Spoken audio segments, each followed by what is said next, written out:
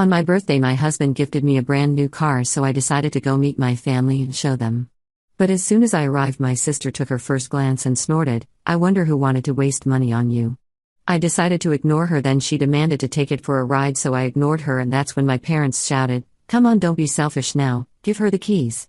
While I was struggling, my mother grabbed my arm and twisted it, causing it to break, and said, "Here, honey, go for a ride." After she came back, she had it damaged all over and threw the keys at my face. As we were speaking, my husband pulled up at the driveway. He just looked at me and he lost it, and that's when my whole family was trembling. My name is Vera, and I've been the family scapegoat for as long as I can remember. Growing up, my younger sister Patsy was always the golden child, prettier, more social, more manipulative. She learned early that tears and tantrums would get her whatever she wanted, while I learned that keeping my head down and working hard was the only way to avoid unnecessary drama. My parents, Winifred and Robert, enabled her behavior completely, always demanding that I be the bigger person or share with your sister whenever Patsy decided she wanted something that belonged to me. This dynamic followed us into adulthood. Even though I'd moved out years ago, built a successful career in marketing, and married the love of my life, my family still treated me like I owed them something.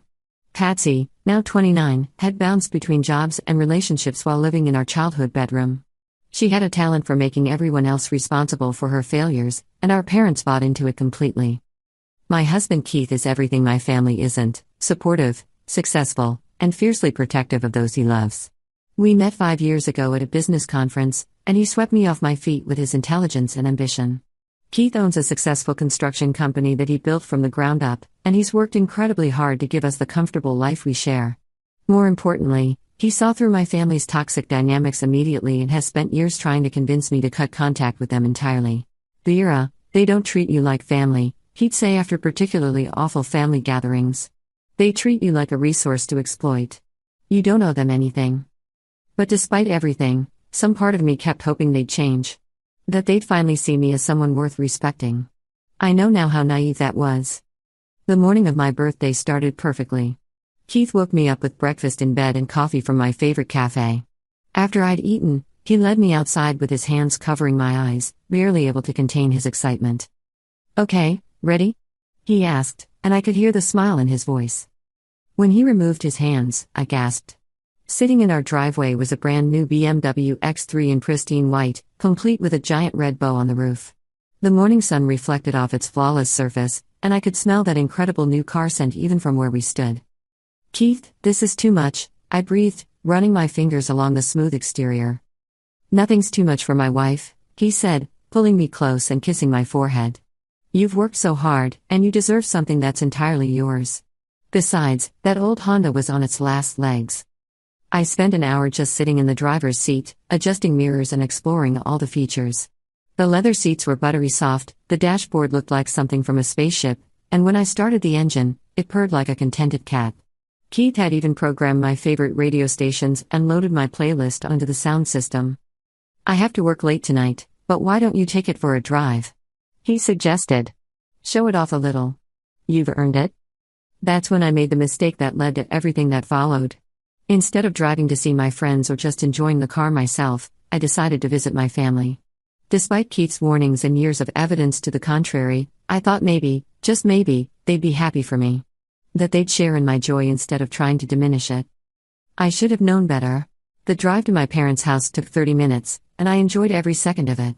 The car handled like a dream, the seat heaters kept me perfectly warm, and the premium sound system made my music sound incredible. I felt confident and successful, emotions I rarely experienced around my family. My parents live in the same middle-class suburban house where Patsy and I grew up. It's a decent neighborhood, though their house has seen better days. Dad's never been much for maintenance, and Mom always finds excuses for why repairs can wait. I pulled into their driveway and sat for a moment, admiring how the car looked even better in the afternoon light. Patsy's beat-up sedan was parked on the street, which meant she was home. I took a deep breath, grabbed my purse, and walked to the front door. Before I could knock, it swung open. "Vera," Mom exclaimed, though her eyes immediately moved past me to the car. "What a surprise. We weren't expecting you." "Hi, Mom. I was in the neighborhood and wanted to show you something." Patsy appeared behind her, wearing pajamas at 3 in the afternoon and looking like she'd just woken up. Her hair was a mess, and she had that sour expression she always wore when forced to acknowledge my existence. "Oh great, what now?" Patsy muttered, but her attitude changed the moment she saw the BMW. Her eyes widened, then narrowed with something that looked like hunger. Dad emerged from his recliner, beer in hand despite the early hour. "Well, look what the cat dragged in. That your car out there, Vera?" "Yes, it's a birthday gift from Keith," I said, unable to keep the pride out of my voice. I wanted to share the good news with everyone. That's when Patsy snorted, an ugly sound that perfectly captured her personality. "I wonder who wanted to waste money on you," she said, crossing her arms and looking me up and down like I was something distasteful she'd found on her shoe. The comment stung, but I'd learned long ago not to rise to Patsy's bait. I forced a smile and decided to focus on showing Dad the car's features instead. "Want to see the interior, Dad? It has heated and cooled seats, a premium sound system, and, actually," Patsy interrupted, "I want to take it for a ride. You know, make sure it's actually worth what someone paid for it." Her tone was casual, but I knew that look in her eyes. It was the same expression she'd worn as a child when she decided she wanted one of my toys. It never mattered that the toy belonged to me, Patsy always got what Patsy wanted. "I'd rather not, Patsy. It's brand new, and I'm still getting used to it myself." "Come on, don't be such a prude. It's just a car." "It's my car," and I said no. I thought that would be the end of it. I should have known better. "Vera Marie." Mom's voice cracked like a whip. "Don't be selfish now. Patsy just wants to try it out. Give her the keys." Dad nodded sagely, as if this was the most reasonable request in the world. "Come on, kiddo. Family shares with family. Don't be greedy." I felt that familiar sinking sensation in my stomach, the same feeling I'd gotten countless times growing up when my desires became secondary to Patsy's wants. But I wasn't a child anymore, and this wasn't a toy. This was a $30,000 gift from my husband, and I had every right to say no. "I'm not being greedy or selfish," I said firmly. "This is my car, it's brand new, and I'm not comfortable letting someone else drive it yet. Patsy can look at it, but she's not driving it." Patsy's face twisted into the ugly mask of rage I remembered so well from childhood. "Oh, so now you think you're too good for us? Just because you married some guy with money doesn't mean you can look down on your family. That's not what this is about, and you know it." "Girls, please don't fight," Mom said in that martyred tone she'd perfected over the years. "Vera, honey, just let Patsy take a quick drive around the block. What could it hurt?" "Absolutely not." The arguing continued for several more minutes, with my parents and Patsy tag-teaming me from different angles. Dad accused me of putting on airs, Mom insisted I was breaking the family apart, and Patsy alternated between insults and crocodile tears. It was like being 15 again, except now I had the confidence and financial independence to stand my ground. Or so I thought. The situation escalated when Patsy made a grab for my purse, trying to get the keys herself. I pulled back, and she stumbled dramatically, immediately switching on the waterworks. "She pushed me," Patsy wailed, though we all knew what had really happened. "Mom, she actually pushed me." That's when things went from bad to horrible. Mom's face went red with fury, and she marched toward me with determined steps. "Vera Elizabeth, I have had enough of your attitude. You're going to give Patsy those keys right now, or what, Mom? You'll ground me? I'm 32 years old." While I was focused on my mother's face, I didn't see her hand moving until it was too late. She grabbed my left arm and twisted it behind my back with surprising strength, yanking it upward at an angle that sent fire shooting through my shoulder and elbow. "Give her the keys," Mom demanded, applying more pressure. The pain was incredible, but I held onto my purse with my free hand, trying to protect the keys. That's when Mom really showed her true colors. She grabbed my twisted arm with both hands and wrenched it violently to the side. The sound of my bone breaking was like a branch snapping in the forest, a sharp crack that seemed to echo in the sudden silence that followed. The pain was indescribable, like someone had lit my entire arm on fire and then stuck it in a vise. I screamed and dropped to my knees, clutching my arm against my chest.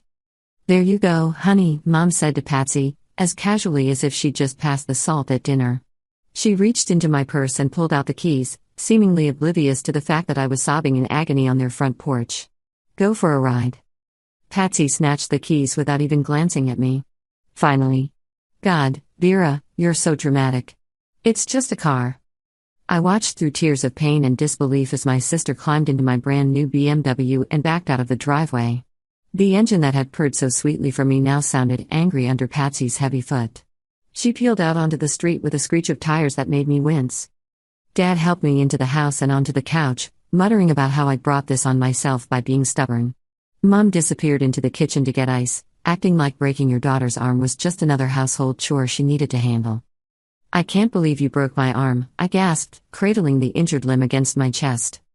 "Don't be so dramatic," Mom replied, returning with a bag of frozen peas wrapped in a dish towel.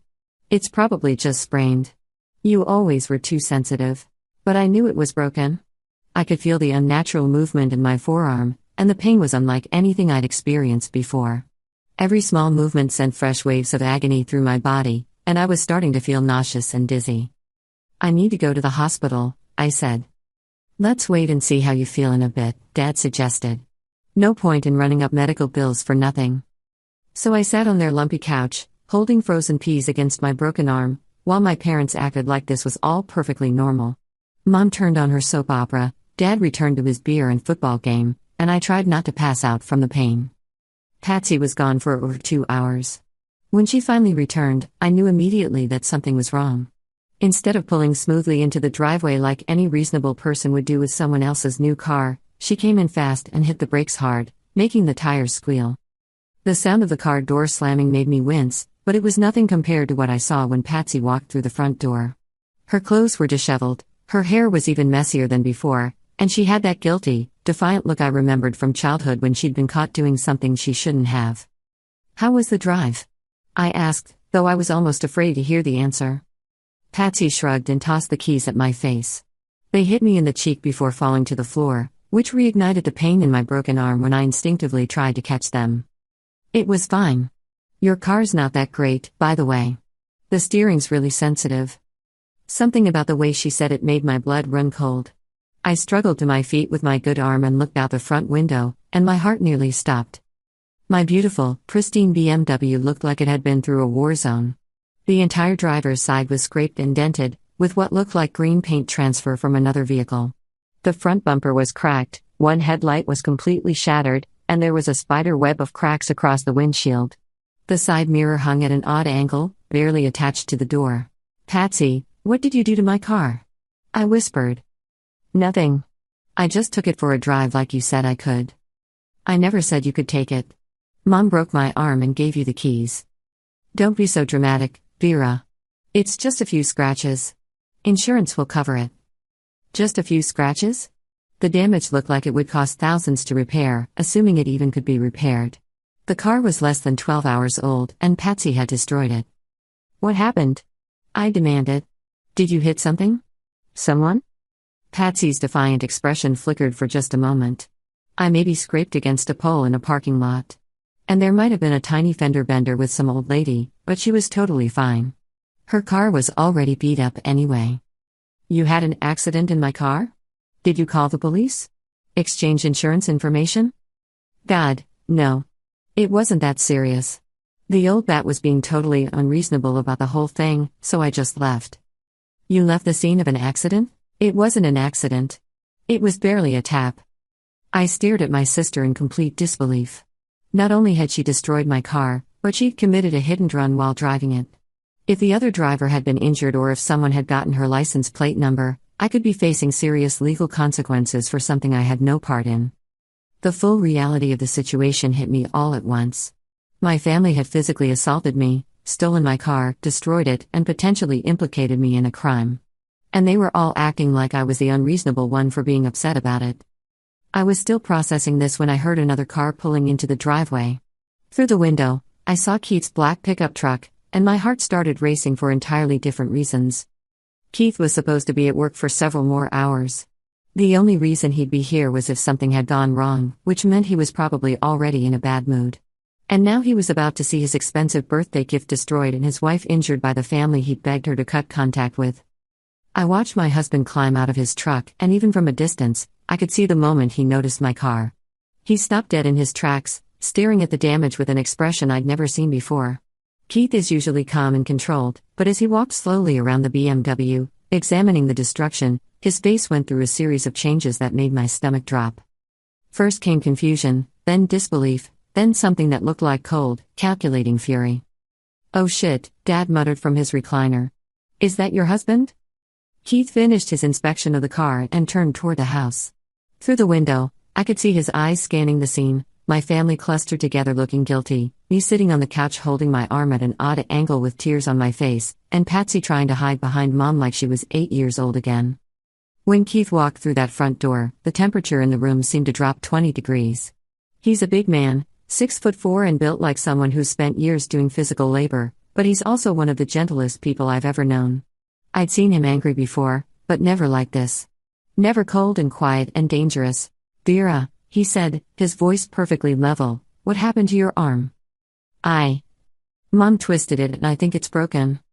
Keith nodded once, like this was exactly what he'd expected to hear. He walked over to where I was sitting and knelt down beside me, his huge hands incredibly gentle as he examined my injured arm. We need to get you to a hospital, he said quietly. This needs x-rays and proper treatment. Now wait just a minute, Dad started to protest. There's no need to make a big production out of this. Vera's always been dramatic about. The look Keith gave my father could have frozen lava. Dad's mouth snapped shut mid-sentence, and he actually took a step backward. I'm going to ask this once, Keith said, still in that terrifyingly calm voice, and I want a complete, honest answer. What happened to my wife and what happened to her car? Nobody spoke for a long moment. Even Patsy seemed to recognize that this wasn't the time for her usual manipulative tactics. Finally, Mom cleared her throat. Well, Vera came over to show off her new car and Patsy asked if she could take it for a little drive.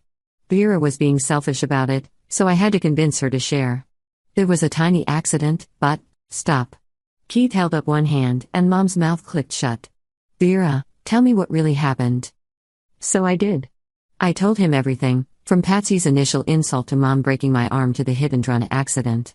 Keith listened without interruption, his expression growing darker with every word. When I finished, the silence in the room was deafening. Keith stood up slowly and looked at each member of my family in turn. Let me make sure I understand this correctly, he said. You assaulted my wife, stole her car, destroyed it in a hit-and-run accident, and you think this is acceptable behavior because she's family. Now see here, Dad blustered, trying to regain some authority. You can't come into my house and... your house? Keith laughed, but there was no humor in it. Robert, let me tell you about your house. He pulled out his phone and started reading from the screen. 17 years behind on the mortgage payments. 3 liens from unpaid contractors. A tax assessment that's 6 months overdue. Your house is about 2 weeks away from foreclosure, which is interesting because guess who holds the note on this property? My family stared at him in confusion, but I was starting to understand. The mortgage issue had actually been weighing on Keith for months. He'd been buying up distressed properties in the area as part of his business expansion, and when he'd realized my parents' house was on the foreclosure list, he'd quietly purchased the mortgage with plans to help them work out a reasonable payment plan. He'd wanted to surprise me for our anniversary by telling me he'd solved my parents' financial problems. The timing of everything was just an unfortunate coincidence that worked in his favor when they decided to assault me. That's right, Robert.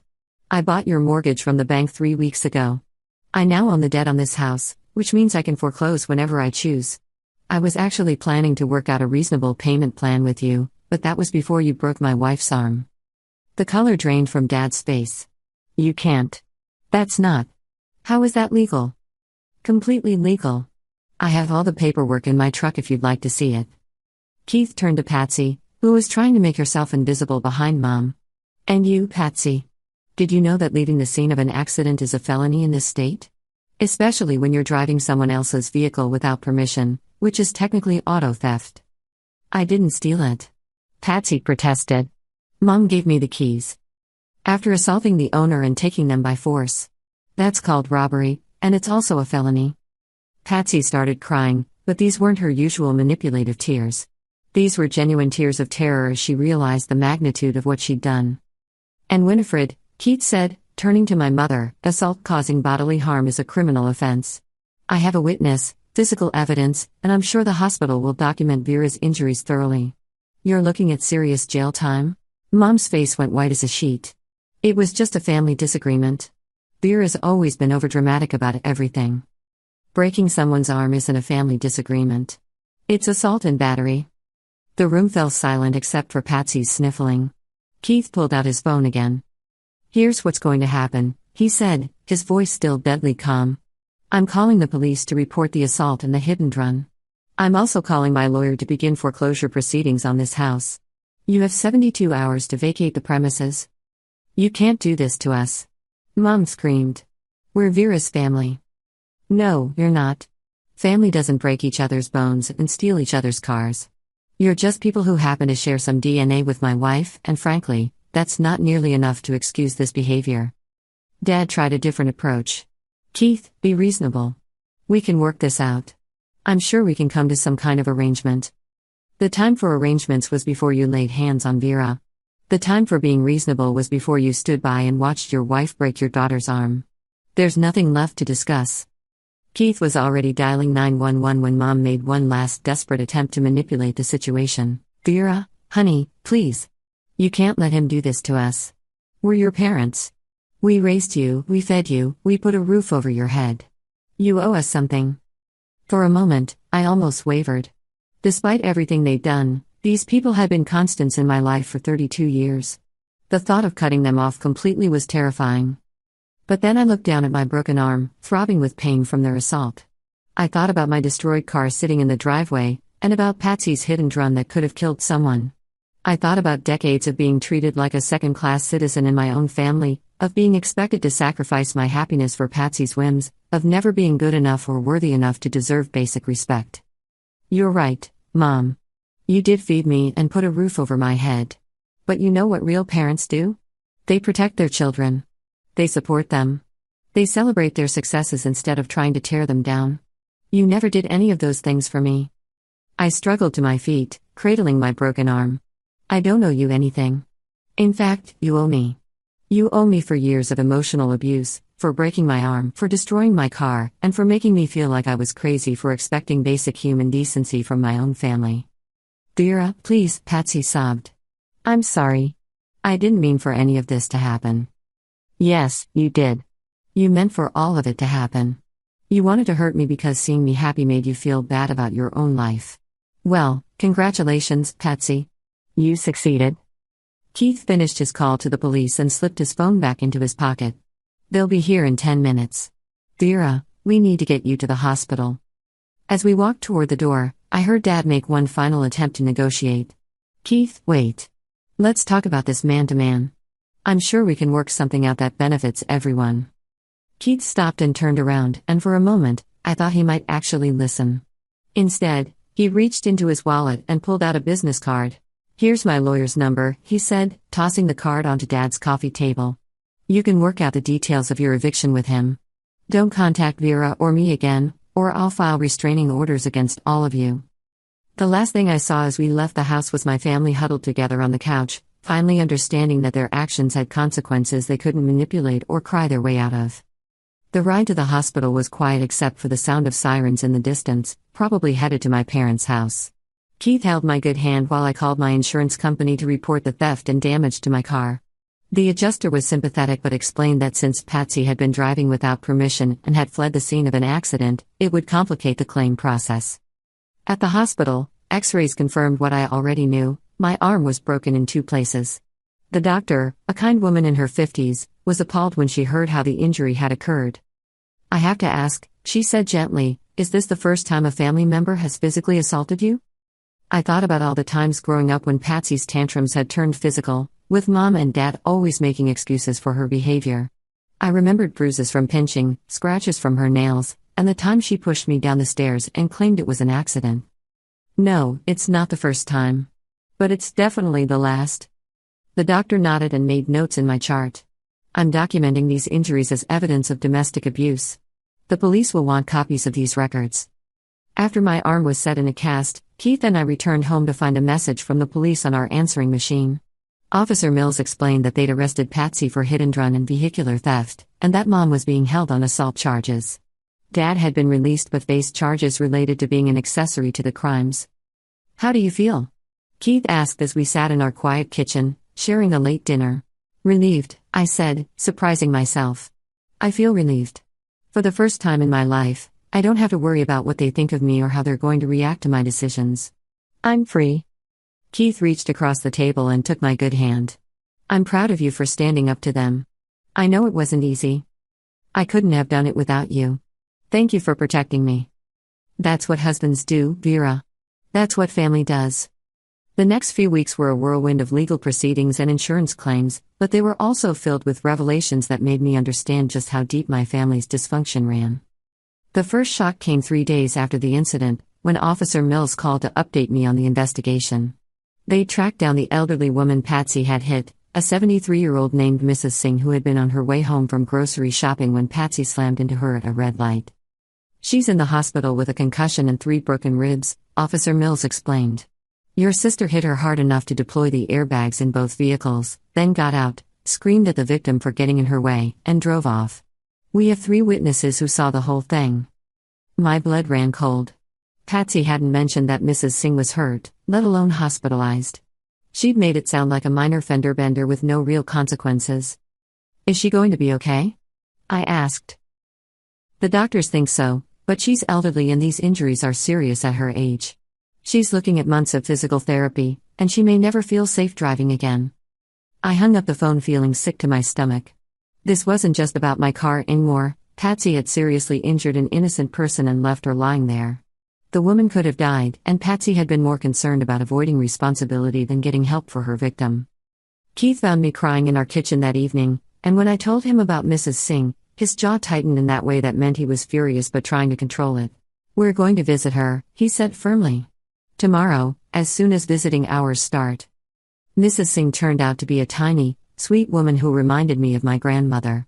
She was sitting up in her hospital bed when we arrived, her face bruised and swollen, with tubes running oxygen to her nose. Despite her injuries, she smiled when we introduced ourselves. You're the car owner, she said in accented English. The police told me it was stolen from you. I'm so sorry this happened to you, I said, tears starting again.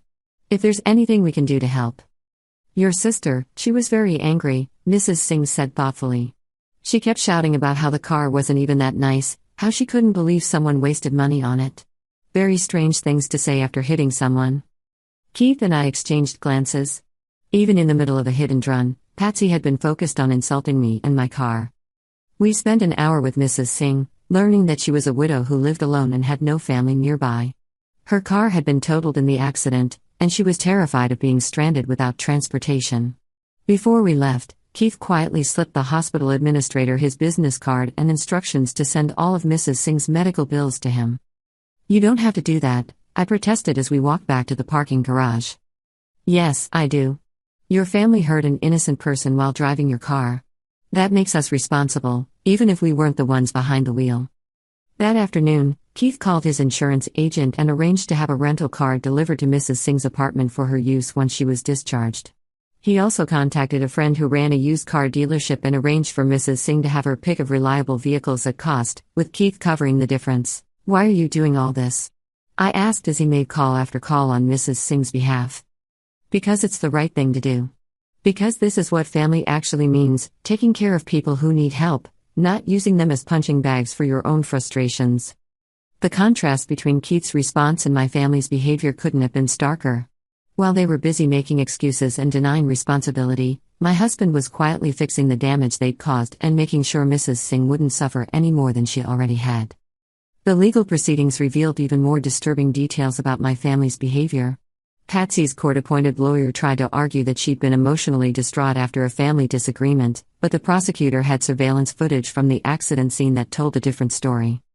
Your sister got out of the car, looked at the damage, looked at Mrs. Singh bleeding in her vehicle, and made a conscious decision to flee, the prosecutor explained to me before Patsy's sentencing hearing.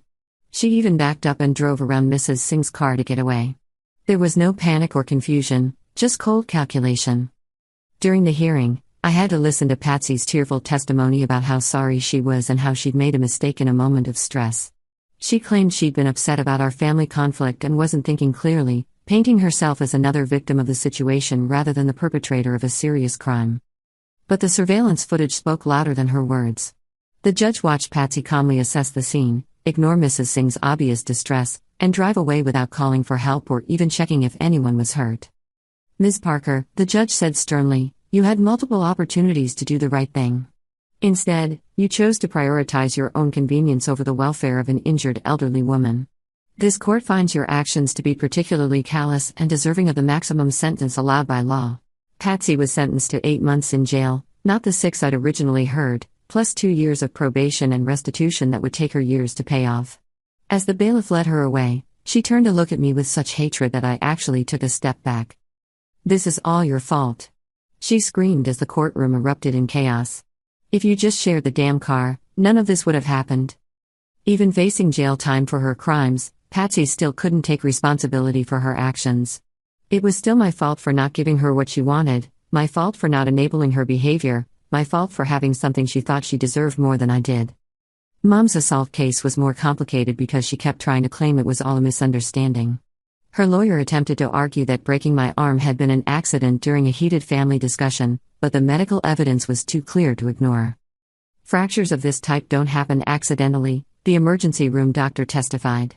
"The force required to break both the radius and ulna bones simultaneously requires deliberate, significant pressure applied in a twisting motion. This is consistent with the patient's account of her mother grabbing and twisting her arm intentionally." My family doctor also testified, revealing something that shocked even me. During a routine examination of my medical records, he found evidence of multiple suspicious injuries over the years that I'd never connected to my family's abuse. "Ms. Thompson has a history of unexplained bruises, sprains, and minor fractures that she consistently attributed to clumsiness or accidents," he explained to the court. Viewed in isolation, each incident seemed plausible. But taken together, they paint a clear picture of ongoing physical abuse. I sat in that courtroom listening to him describe injuries I'd forgotten about, incidents I'd dismissed as normal family roughness or my own clumsiness. The time Patsy had accidentally slammed my fingers in a car door. The slip down the stairs that left me with a sprained ankle. The mysterious bruises on my arms after family gatherings that I'd assumed came from playful wrestling with my sister. For the first time, I understood that the abuse hadn't started with my broken arm, it had been going on for years, so gradually and subtly that I'd learned to normalize it. Mom was ultimately sentenced to 1 year of probation, mandatory anger management classes, and community service. She was also ordered to pay all my medical expenses and court costs. But perhaps more importantly, the judge issued a restraining order preventing her from contacting me for 2 years. "Mrs. Parker," the judge said during sentencing, "you have spent years teaching your daughters that violence is an acceptable response to not getting your way. You have failed in your most basic duty as a parent, to protect your child from harm. This court hopes that counseling will help you understand the magnitude of what you've done to your family." Dad's case was the most frustrating because he hadn't technically committed any crimes. Being a passive enabler of abuse isn't illegal, unfortunately. But Keith's foreclosure proceedings moved forward exactly as promised, and Dad found himself homeless within a month of the incident. The irony wasn't lost on me that Dad, who had always prided himself on being the head of the household, had been completely dependent on Keith's goodwill without even knowing it. Keith had been quietly helping them avoid foreclosure for months, planning to surprise me with the news that he'd solved my parents' financial problems as an anniversary gift. Instead, their decision to assault me and steal my car had cost them the very help they desperately needed. The extended family's reaction was perhaps the most illuminating part of the entire ordeal. Within days of my family's arrests, my phone started ringing with relatives demanding to know how I could be so cruel as to turn my family over to the authorities. Aunt Margaret, my mother's sister, was particularly vicious in her criticism. "Vera, honey, I know your feelings are hurt, but sending your own mother to jail? That's just vindictive. Family forgives and moves on." "Aunt Margaret, she broke my arm," I said calmly. "Well, yes, but she didn't mean to. You know how your mother gets when she's stressed. And Patsy's just a young woman making mistakes. This jail time could ruin her whole future." "What about Mrs. Singh's future? She's 73 years old and may never recover fully from the injuries Patsy caused when she hit her and drove away." "That's different. That's not family." The conversation revealed everything I needed to know about where my extended family's loyalties lay. They were perfectly willing to excuse assault, theft, and hit and run as long as it was committed by family members. The victims, myself and Mrs. Singh, were somehow less important than protecting Patsy and Mom from the consequences of their actions. Similar conversations with cousins, aunts, and uncles followed the same pattern. They acknowledged that what happened was wrong, but insisted that family comes first and that I was being unreasonable by pressing charges. Several of them tried to guilt me into dropping the restraining order so Mom could apologize and make things right. The assumption seemed to be that a tearful apology would somehow undo my broken arm and Mrs. Singh's injuries, and that I owed my family unlimited chances to hurt me as long as they felt bad about it afterward. Keith watched me struggle with these conversations for about a week before he intervened in his characteristically direct way. "Vera, block their numbers," he said one evening after I'd spent 20 minutes on the phone with a cousin who'd called to lecture me about Christian forgiveness. "These people don't care about your well-being. They care about avoiding the social embarrassment of having criminals in the family, and they want you to sacrifice your safety and sanity to make that embarrassment go away." He was right, of course. None of these relatives had ever called to check on me after family gatherings where Patsy had been particularly cruel. None of them had noticed or cared about the years of emotional abuse I'd endured. But now that there were legal consequences involved, suddenly I was expected to be the bigger person and smooth everything over. I blocked 17 phone numbers that week and felt lighter with each one. Patsy was convicted of hit and run and sentenced to 8 months in jail, plus restitution for the damage to my car and Mrs. Singh's medical expenses. Mom pleaded guilty to assault charges and received probation, mandatory anger management classes, and was ordered to pay my medical bills. Dad lost the house to foreclosure, just as Keith had promised. My car was deemed a total loss due to the extensive damage and the fact that it had been used in a crime. The insurance company initially balked at paying the full amount because of the theft and hit-and-run complications, but Keith's lawyer managed to negotiate a full settlement by proving that the theft occurred through assault and coercion. The payout was enough to buy an even newer model with better features. This time, I enjoyed every mile without worrying about anyone else's jealousy or entitlement. The hardest part was dealing with the extended family members who thought I was being too harsh. Aunts and uncles called to lecture me about forgiveness and family loyalty, apparently believing that I should just forget about the assault and theft because that's what family does. I developed a standard response: if breaking someone's arm and stealing their car is what family does, then I'm better off without that kind of family. It's been 10 months since that terrible birthday, and I haven't spoken to any of them since. Patsy served her full 8-month sentence and was released 2 months ago. I hear through mutual acquaintances that she moved in with some guy she met through a prison pen pal program, that mom has been telling everyone who'll listen that I'm an ungrateful daughter who abandoned her family, and that dad is working 2 part-time jobs to pay rent on a small apartment across town. Part of me feels guilty about their struggles, but then I look at my arm, which healed perfectly, thanks to proper medical care, and remember that they brought all of this on themselves. I didn't force them to assault me or steal my car. I didn't make them choose years of entitled, abusive behavior over having a relationship with me. They made their choices, and now they're living with the consequences. As for me, I'm happier than I've ever been.